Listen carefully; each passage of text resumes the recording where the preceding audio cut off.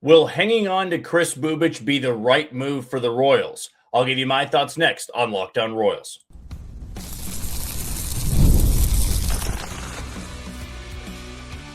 You are Locked On Royals, your daily Kansas City Royals podcast. Part of the Locked On Podcast Network, your team every day. Welcome in, everybody. I am Jack Johnson, host of Locked On Royals, part of the Locked On Podcast Network, now the #1 sports podcasting network out there.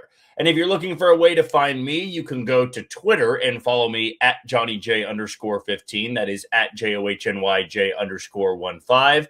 And you can just listen to this podcast wherever you listen to podcasts: Spotify, Apple Podcasts, Amazon Music, Google Podcasts, Odyssey, and YouTube. Just be sure to hit that follow button and subscribe. For you first-time listeners, if this is your first episode and you want to know what to expect from it, well, right now until February 1st, which is coming up rather quickly, we're just bringing you 3 episodes a week. That'll be on Tuesdays, Thursdays, and Friday, with Friday being a mailbag Friday. So if you want to be included in the episode, leave your question below on this video or look for my tweet later on this afternoon.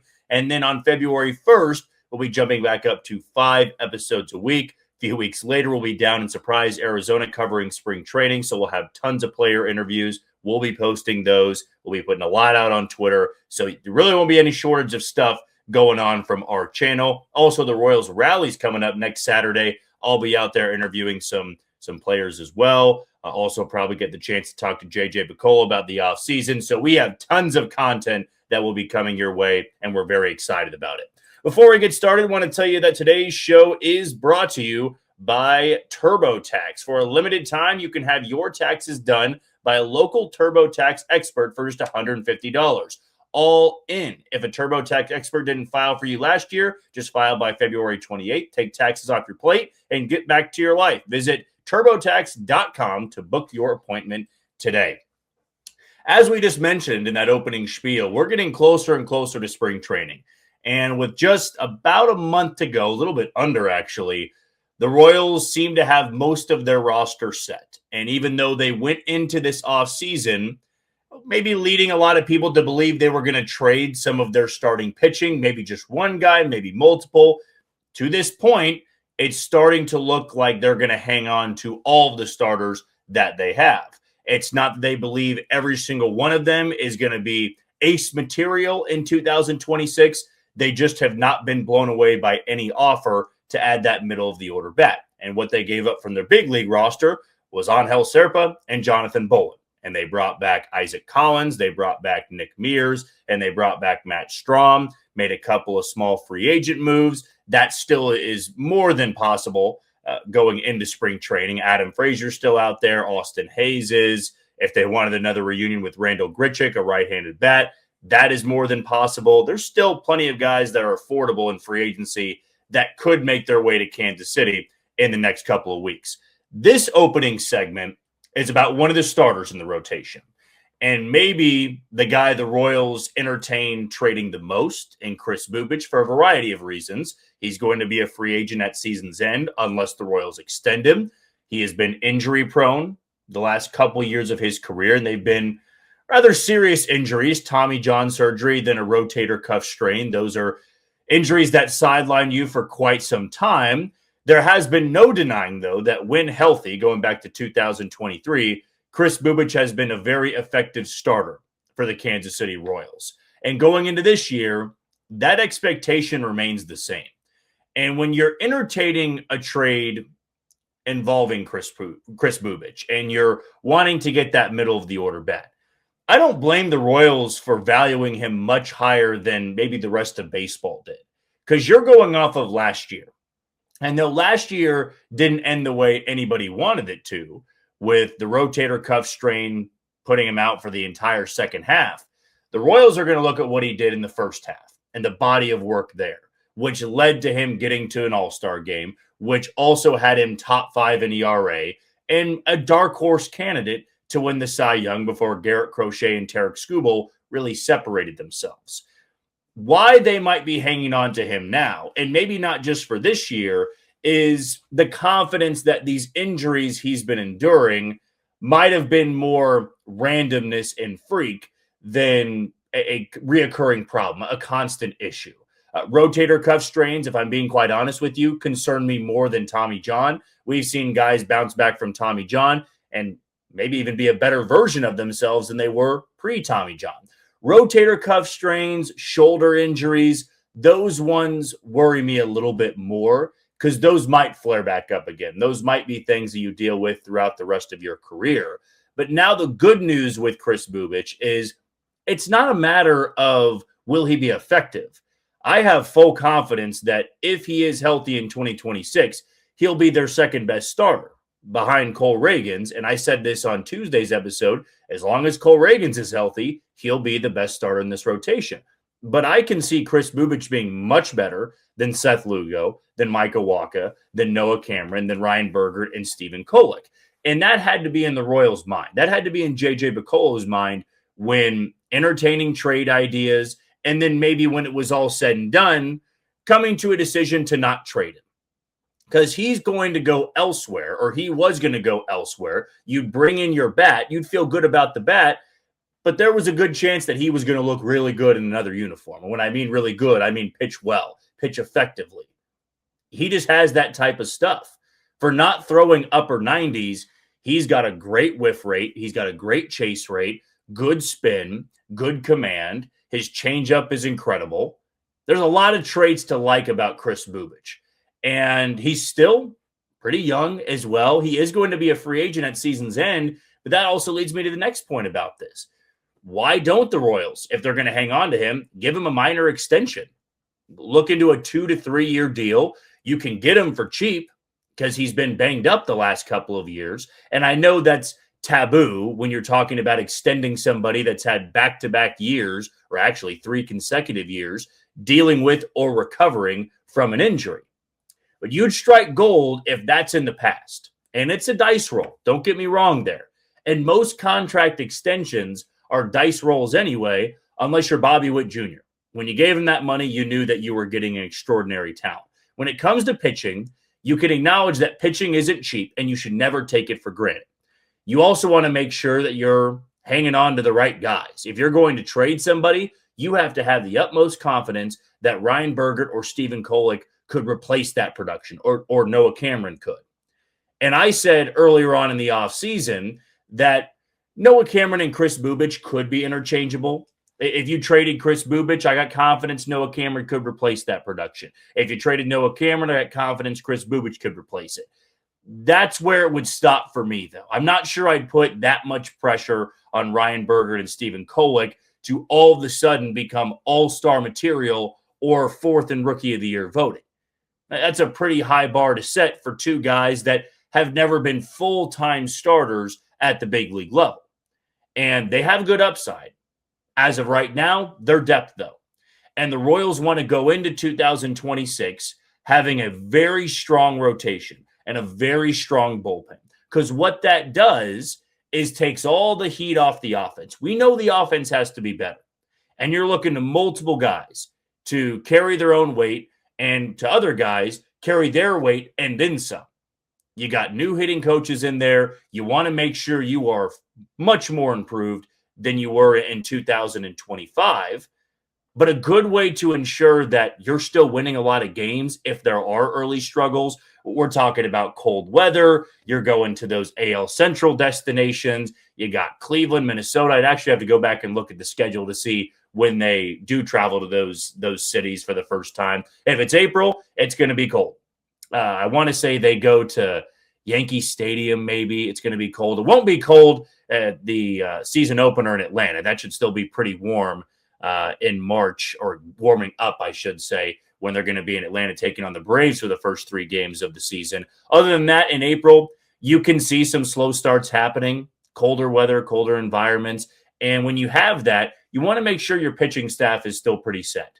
If you are gambling on that lineup, you're gambling on the offense, you want to have a sure thing pitching-wise. And the 5 that they're going to have in the rotation, if the season started today, is a pretty good 5. I'm not sure there's a whole lot of let-up there. The let-up would be, is there going to be severe regression from Seth Lugo and Michael Wacha? And even more severe regression than we saw last year, which I wouldn't call it severe. I'd say slight regression. When I mean severe regression, I'm talking about needing to be moved out of the rotation. And the good news is they still have Ryan Bergert and Stephen Kolek. Moving Kris Bubic in a trade, if it happens, it's still not a complete foregone conclusion that he's going to be there come opening day. But if he is to be moved, one of those guys in Bergert and Kolek have to step up and be a big-time piece for that rotation. I'm not sold the Royals are there just yet. If they hang on to him, I'd start entertaining an extension before the season begins. Get out ahead of it. Because if he goes into this year, lights it up, and stays healthy, well, then he's going to say, well, I'm testing free agency because somebody's going to give me a lot of money, even if it's not you. So those would be the couple of ideas that I mull over when evaluating Kris Bubic and hanging on to him for 2026. Do you see the Royals hanging on to him? And maybe a better question is, do you see him getting an extension? Let us know in the YouTube comments below or let us know on Twitter. When we come back, I do want to dive into a comment made in our last video of maybe me putting too much pressure on Carter Jensen and Jack Caglianone. I'll give you my reasons as to why next on Locked On Royals.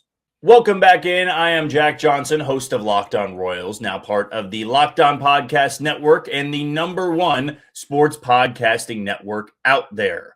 Before we go any further, I want to tell you about today's title sponsor in TurboTax. Tax season doesn't have to take over your life. This year, TurboTax is making it easier than ever to just hand things off and move on with your day. With TurboTax Full Service, you can have your taxes done for you by a trusted local expert start to finish without the stress or guesswork. Instead of spending hours trying to figure out forms, you can meet with a local TurboTax expert in person or connect online. They handle everything from W-2s to self-employed forms and work to get you every deduction. You can upload your documents, go about your day, and get updates right in the TurboTax app. It's a huge time saver and gives the real peace of mind knowing an expert is handling it. For a limited time, you can have your taxes done by a local TurboTax expert for just $150 all in. If a TurboTax expert didn't file for you last year, just file by February 28th. Take taxes off your plate and get back to your life by visiting turbotax.com/local to book your appointment today. Also want to tell you about the Everydayer Club. We've been so excited about this, and we want to continue to grow it. And definitely get signed up if you want ad-free episodes here on Locked On Royals. You want to be part of the Discord channel.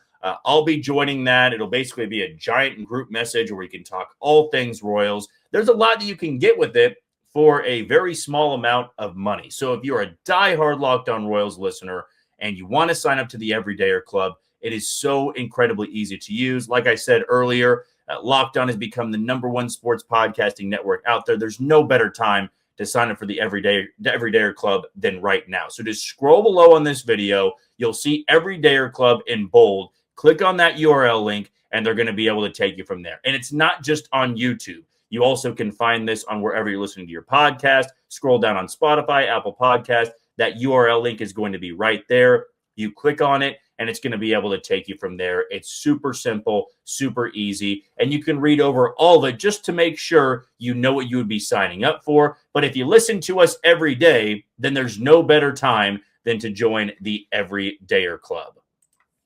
On our episode on Tuesday, during the second segment, I want to say this, so it's fitting that we're talking about this again in the second segment of Thursday's episode. I had brought up that there is going to be a good amount of pressure on Jack Caglianone and Carter Jensen to be league average bats. Maybe I should have specified that in saying, be a league average bat. I'm not asking you to be a top 3 hitter on this team. It would be great. They could have top 3 potential. This could be an offense that could reach top 10 in all of baseball. I'm not going as far to say that. I will say this, though. Those two and the Royals know that a lot is riding on them going into 2026.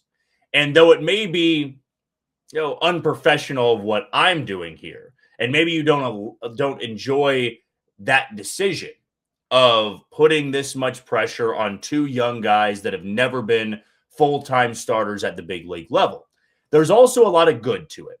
And if you are a 22-year-old player, you are a former top prospect, you are a former first-round pick, you welcome that. those guys would tell you 100 times over that they want to have that pressure rather than be this background character, somebody you don't even worry about what they're giving you. And clearly the organization doesn't care either. I mean, they're going to stand out. And with the Royals going about things the way they have this offseason, and during the interviews we've seen with J.J. Picollo, and I have no doubt when we ask him about it next Saturday, he's going to bring up those two's names time and time again. We feel these guys can be big contributors to the lineup.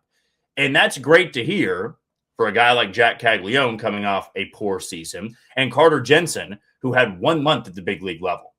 To hear that you can be a starter on a team that is gunning for the American League Central and trying to get back to October, it's much different than being able to start on a team that's barreling toward 110 losses. Much, much different. And though pressure can be a scary thing and it can be unfair to place on young players, there is no player on this team that has more pressure than Bobby Witt Jr. And we did an episode on that last week. And when I asked Bobby about that pressure a couple of years ago, he said that he welcomed it. I want it to be on me. I've dealt with pressure my entire life. And most of these guys have too, let's be honest. Jack Caglianone and Carter Jensen have been coveted players since they were likely 14, if not younger than that, because they're playing club ball, they're playing at the highest level, maybe they're playing a few years up. I mean, they stand out, they're big kids. Carter Jensen's a local kid. Jack Caglianone was a two-way player in college who had 500-foot home run power, could hit 40 bombs at the big league level. You're naturally going to stand out. Personally, I think it would be much different if I went into this year saying, Ryan Berger, hey, the pressure's on you to have a career season. I feel okay saying that about Noah Cameron. Noah Cameron was able to show us last year what he's capable of. You need to have those same numbers. Pressure is a good thing. And though I see the reasoning of one of our commenters going, I believe it's unprofessional to put that much pressure on those two. I totally get what you're saying. In most cases, you would say, hey, I don't really want to do that for that kid. Let him develop, let him mature, and then we'll see where we're at midseason. With the Royals not landing, to this point, a impact bat, that likely means they're going to be starters. And that means the Royals front office view them as big-time contributors. Me saying there's pressure to that also is echoing that the Royals believe that. They have that type of pressure put on them because they believe in them. They think they can be maybe future all-stars. What I'm going to say is be a league average bat. We've seen the outfield production the last 2 years. It's been the worst in baseball. And they're still going to have to prove to all of us early on in this season it's drastically different. Isaac Collins, a platoon situation in center, and Jack Caglianone in right doesn't make you feel all warm inside because it's a lot up in the air. There's no sure thing out there in the outfield. Even Isaac Collins coming off a great year, he's only done it once at the big league level. And like I said with Noah Cameron, I'm counting on Isaac Collins to do that again. That's how I view this roster. That's how I go into each and every year. If you've proven to me that you can do this at the big league level, then that's the bar I'm giving you. The rebuttal that some people could give me is, well, why are you doing that for Jack Caglianone, who hit 150 last season at the big league level? And why are you saying that he needs to be great when he's never shown us that he could be great? Or there's still a chance that he never will. He will just be a missed first-round pick, and they should have gone with somebody else. We see it all the time in baseball. I'm not there just yet. I know some of you in the comment section are. You want to give up on Caglianone and keep him in AAA. The Royals don't share that thought, and he's going to be starting in right field on opening day as long as he's healthy coming out of camp. And most organizations would have that thought process as well. You're not giving up on your first-round pick after one bad season. Even if he went hitless and 100 at-bats, they were not going to release him or say we're never giving him a chance again. They would try things differently in the offseason, try to develop him a little bit more properly and accurately. And for a guy like him, He's got the name. He's got the status coming out of college. He's a top 10 pick in the draft. He knows all about pressure. Carter Jensen, all offseason, has been labeled one of the top catching prospects in baseball, a top 30 prospect in baseball, a dark horse for Rookie of the Year. It's not just me that's putting pressure on these two. It's all of baseball. It's the Royals putting pressure on those guys. And what you could say is, quote unquote, unfair is adding another impact bat to the outfield, yes, would have taken pressure off of those guys, but it would have brought another pitcher into the fold to put that pressure on. That goes back to our first segment. If you trade Kris Bubic and Ryan Bergert comes into the rotation, and Ryan Bergert looks at the numbers Bubic put up and Cameron put up, guess what he has to do? Put up those numbers, or at least come close to it. If you don't, all of that pressure, all that criticism comes down on Ryan Bergert. People are going to have pressure on this team. It's a part of being in the big leagues. Young players enjoy it, though. Not everybody's cut out for it, and I know that. I can tell you, though, with these two, what they've gone through in their minor league careers, their collegiate and high school careers, they know all about pressure. They have been looked at to be the guy for the majority of their life. They're not going to be the guy on this team, maybe down the road, but for the time being, it's Bobby Witt Jr. He's the one that has the most pressure on this team. After that, I've said this before, it's Cole Reagans, it's Michael Garcia, it's Vinny Pasquantino.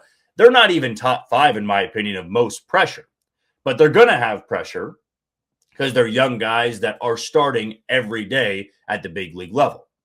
If they can be those league average bats, I've said this before, I'll say it again, they can be a middle-of-the-pack offense. They can be a much more improved offense than a year ago.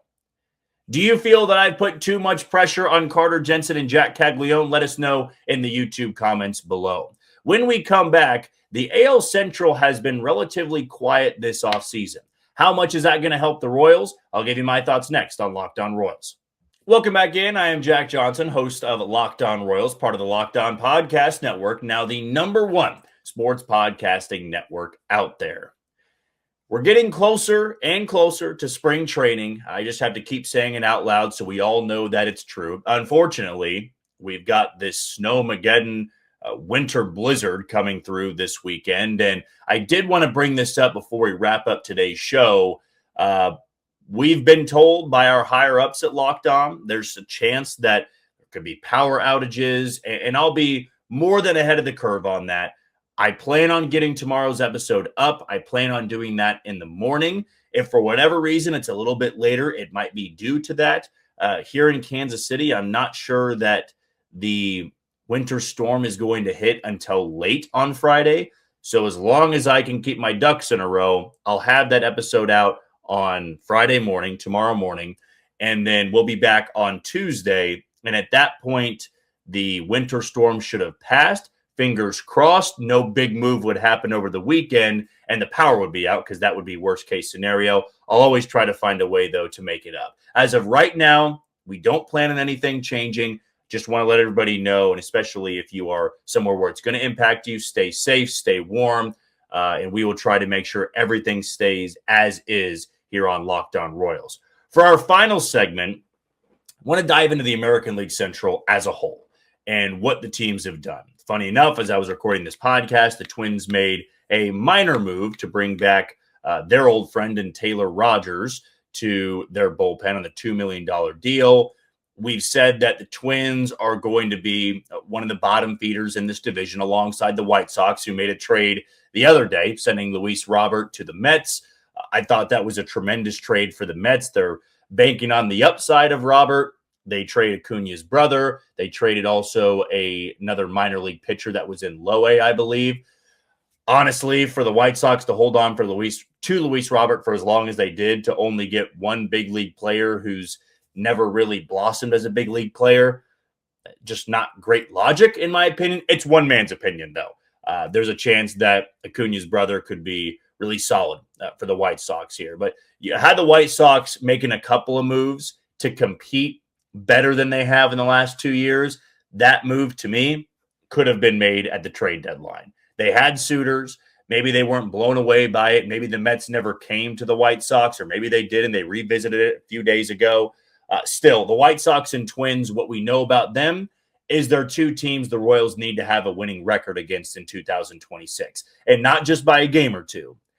And I'm not going to say they need to go 12-1 against the White Sox like they did in 2024. And a lot of baseball fans out there said, well, that was the only reason the Tigers and the Royals made it to the postseason, and the Guardians for that matter, because they got to beat up on the White Sox all season long 13 times, while most of us got to play them only 3 or 4 times. And I can understand that argument. Still, with the Royals and the Tigers winning a postseason series, it showed they were clearly good enough to beat some of those teams that were complaining the most about the Royals and the Tigers and the Guardians getting to beat up on a historically bad baseball team. As for the top half of the division, we know the top 3 are the Tigers, Guardians, and Royals. I have gone on record of saying the Tigers are still the division favorites, and that comes off of Cleveland winning the division last year. The Tigers have been more quiet than I thought they would be. The fact that the biggest news coming out of Detroit has been Tarek Skubal and the arbitration case being $13 million off, that's not boding well at all for Tigers fans. You had a season in which you got to Game 5 in the ALDS. You had that wild extra inning thriller in Seattle. You had an opportunity with Skubal on the mound to go out there and move on to the ALCS and face the Toronto Blue Jays. But at the end of the day, you have run into a situation where you're almost between a rock and a hard place. Tarek Skubal is leaning toward, this is my thought, leaning toward that direction of pitching elsewhere next year. And the Tigers have to figure out if this is a year they go all in and they try to convince Tarek Skubal this is the place to be, or do you say this might be the time to trade him for an unbelievable haul and keep this window open a little bit longer, but also acknowledge that we've gotten worse trading away the best pitcher in baseball? You can have the argument for Paul Skeens. My pick is Tarek Skubal. To me, he is the best pitcher in baseball and one of the best left-handers we've seen in the sport in general. That's why it's such a difficult spot for the Tigers, and shown by this arbitration case. They valued him at $19 million, I want to say it was, and Skubal valued himself at $32 million. If you don't know how these things work, arbitration cases are typically over $500,000 to $2 million. And $2 million at times can be on the higher side. It's not that they are far apart. It's usually a very small amount that they are arguing over. $13 million is not just far apart right now. It shows what the potential negotiations have looked like. Tarek Skubal's going to be looking to shatter the record for what a pitcher has gotten in free agency. And then Paul Skeens is going to plan to do that not long after. And the Tigers need to figure out if they're going to pay him or not. And what I go back to is how we tease this segment. This quiet AL Central offseason, does it bode well for the Royals? It really does. We know that Cleveland is always going to be a thorn in the side of the Royals. And I don't mean that in a negative way for Cleveland. They could have an expensive roster or the cheapest roster in baseball. They're going to be a battle for the Royals every single time they face them. They've always had their number. And this offseason, they've been really quiet again. They're going to have mostly the same roster going into this year. And last year, they didn't add that much. In fact, they traded away Josh Naylor. The difference is this year, they're not going to have Emmanuel Clase. And that will be a big hit to their bullpen. And we'll see what moves they make before spring training begins and maybe once the regular season begins. The Tigers, as I just said, I'm shocked they haven't done much. And with this Tarek Skubal news, or I guess it's old news now, you might be looking at a Tigers team that needs to make that hard decision of we're not going to be able to pay him next offseason. Somebody is going to be able to pay him. It just can't be us. Do we think this is a year we can win the World Series? And if so, you got to start getting on some of these free agents or making a big trade. They miss out on Alex Bregman. I thought they might have gone out there and landed another top starter. Per Bob Nightingale, the next team to land a top starter, which screams Framber Valdez to me, is the Baltimore Orioles. Their offense was good last year. It was great. Are some of those guys going to regress? It seemed that it was going to be an offseason. The Tigers went, we got to Game 5 in the ALDS. Let's make sure that we have this division title next year and we never look back.